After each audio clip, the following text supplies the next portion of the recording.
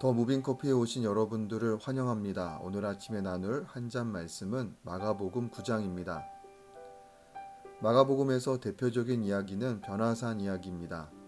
2절에 보시면 예수님께서 베드로, 야고보, 요한을 데리고 높은 산으로 올라가십니다.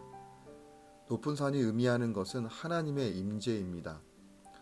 홍해를 건넌 이스라엘 백성들이 시내산에 도착했을 때 하나님의 임재가 구름과 같은 형태로 찾아오셔서 이스라엘 백성들에게 말씀하십니다.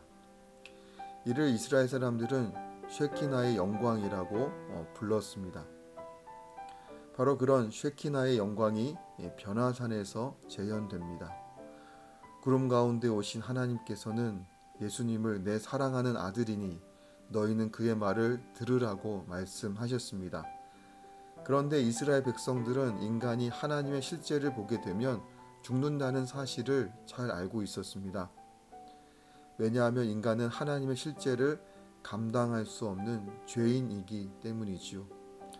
그래서 하나님께서는 자신의 실제를 구름과 같은 형태로 가리워서 이스라엘 백성들에게 찾아오셨습니다.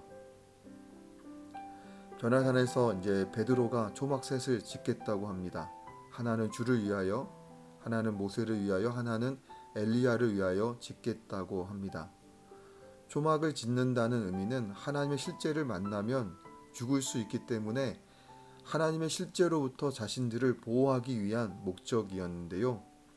6절에서 제자들의 상태를 보시면 그들이 몹시 무서워함으로 바로 출애굽한 이스라엘 백성이나 베드로나 하나님의 실제 앞에 선 사람들은 이제 죽었구나 하는 그런 생각으로 두려워하였습니다.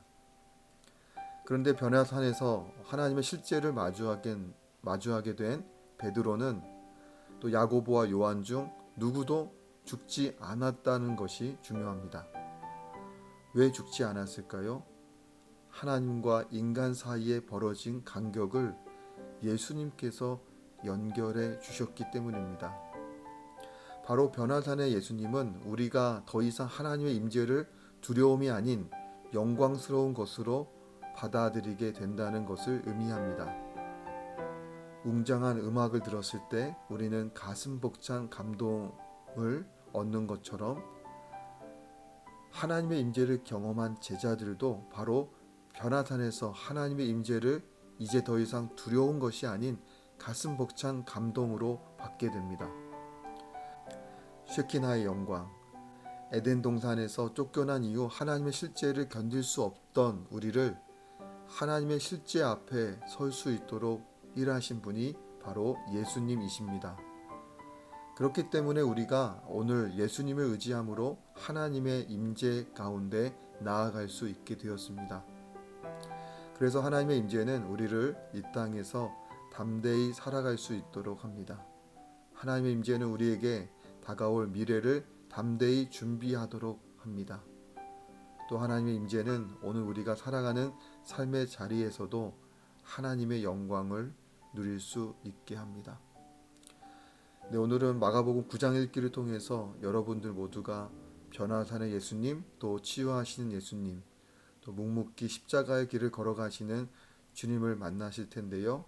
바로 그 주님을 바라보며 또 이번 한 주간도 힘차게 나아가는 여러분들의 삶이 되시기를 기도합니다. 네, 이번 한 주도 모두들 잘 시작하시고요. 그럼 저는 내일 한 잔 말씀에서 또 뵙도록 하겠습니다. 감사합니다.